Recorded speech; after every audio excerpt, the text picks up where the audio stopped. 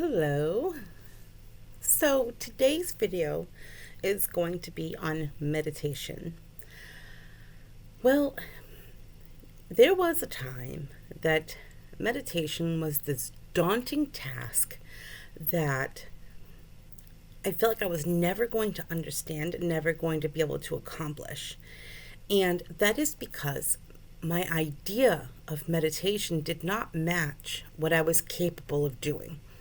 And that's when I realized that my idea of meditation was actually a very unhealthy way of thinking how I should control my mind and be able to do this thing that nobody can do. And so not the meditation, because anybody can do meditation, but my idea of meditation was not a it would never be able to get done.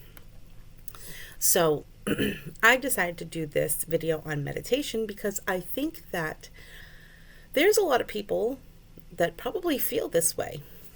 And so I want to just touch on it and talk about it a little bit as I inhale my saliva.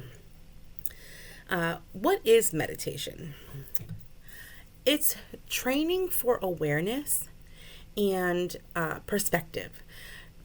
Teaching yourself to be able to feel other things, process other thought patterns, tap into a part of us that isn't easily, or I can't say easily, that isn't tapped into often, because a lot of times we're running on autopilot. We live busy lives, we're raising children, we're working jobs, and so we don't gain access to this part of our minds very often. So the important thing to remember is not to turn off thoughts and feelings.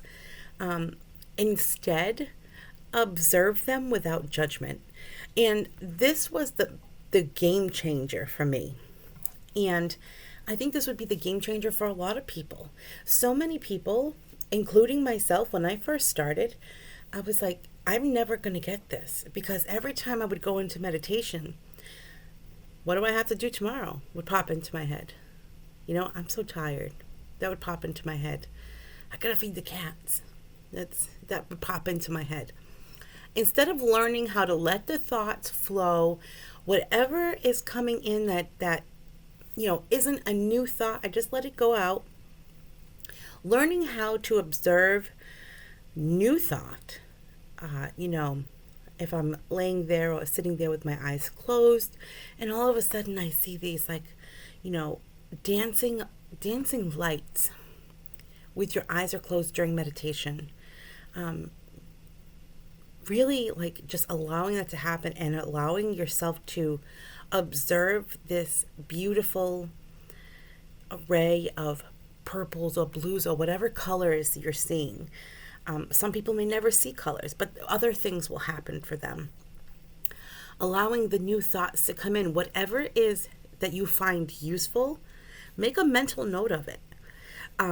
If you feel like you won't remember it, then open your eyes and jot it down. That is okay. You can break your meditation to write notes if you need to. Meditation isn't about going into this trance-like state for hours and hours and hours. Meditation is about being able to really tap into your inner and higher self. How do you meditate? So, number one, you want to find a quiet place. Peace and quiet is essential. If you don't have a quiet place in your home, you can go to the park. You can go into your bedroom. You can even in the bathtub. There are places that you can go where you'll have a little bit of quiet. You want to get comfortable. Notice your breathing. That's, I think a good entry into meditation. Just noticing your breath. Notice your breathing pattern. Every time you take a breath in, just feeling it. Just noticing it, that it's there. Because it's automatic. And a lot of times we aren't even aware of our own breath. After we recognize our breath, focus on your breathing. Make it a mindful breath. Breathe in for 3 seconds, hold maybe for 2 seconds, breathe out, and make it a focused breathing. And do this a couple of times. Tune into your body and what it's telling you. How are you feeling? Are you comfortable? Are you already feeling, like some things are coming to the surface? Are you prepared mentally to start this? Are your kids banging on the door? Mom, because that does happen. Oh, that does happen. I've had it happen to me many times. I actually had to make a sign and put it on my door whenever I was meditating, because between my kids and my husband, it was like they were attracted.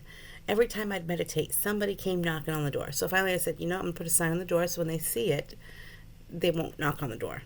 And so that worked. My kids are also older. Young kids don't care about signs. They don't care, not a single bit, about a sign. You can tell them all day, they don't care. They're going to knock anyway. So finding a time that works for you. Recognize when your mind is wandering, but don't give up. So this is where a lot of people say, this just isn't working for me. I can't do this. And it's so unfortunate, because it's like, depending on where you get your information from on how meditation is done, some meditation sites or some people do tell you, like you have to shut off your mind. No, that's not true. And it's not possible. It's not if you shut off your mind, you're dead. You are dead. There's no way to shut off your mind. So when thoughts come in, wandering thoughts about things that you have to do, or that you want to do, just allow these to flow. Just don't dwell on it. If you find yourself thinking like you're, all right, well, I have to do this tomorrow, I have to do this, I have to do this, push a thought out. Just say, okay, refocus. Do the breaths again, refocus if you need to, but don't give up. A time limit. Set a time limit. It's important to not overdo it in the beginning, because that's when people get frustrated. That's when people, especially people who have ADHD, ADD, anxiety, sitting for long periods of time is not possible. It's just not. And, giving yourself an unrealistic goal as far as time, you're setting yourself up for failure. Set a time limit. Set the time on your phone. You can literally just go right on your phone, and you can set it on your clock for 5 minutes. If you want to start off with 3 minutes, that's okay. If you do 5 minutes a day, 3 minutes a day, whatever, that is a stepping stone to be able to graduate to 6 minutes. Don't increase in 5-minute increments, 10-minute increments. Increase 1 minute at a time, especially if you have a hard time. Don't increase until you feel comfortable with the 5 minutes that you have. Whether that takes a week, whether that takes a month, whether that takes a year, doesn't matter. Everybody works differently. Do not compare yourself to anyone else, because that is another way to set yourself up for failure. Comparing yourself to another person. You don't know how long that person's been doing it. And everybody works differently. For what works for them may not work for you. That's why comparison is it's a horrible thing to do, because we see somebody else doing, and then we want to set ourselves up with these huge goals, but it's really setting ourselves up for failure. So, be mindful of how long you really truly have, or really can give to this. If you know that you're going to start to get fidgety in 5 minutes, set yourself your time limit for 5 minutes. Ways to meditate. You can use music. You can use fire, nature sounds. You can sit down, lay down, or you can even do a guided meditation. As you can see in the back, this is YouTube, and there's all kinds of like videos. They have waterfalls, they have fireplace, they have this one here is it's raining and it's like it's set up like a room and it has a fireplace and stuff like that. To be able to, for me, fire is like, fire is my element. Even though I'm a Libra and I'm an air sign, fire is my element. So when I sit and I meditate, sometimes I do guided meditations, which are really nice for beginners. I suggest every beginner do a guided meditation. But you can do something like this if you know that your element is fire. If you love the sound of rain, if you love the sound of a waterfall, apply these things to your meditation. Use them to your advantage. But that is my video on meditation, and I hope you found it useful, and I hope to see you later in my next video. All right, bye.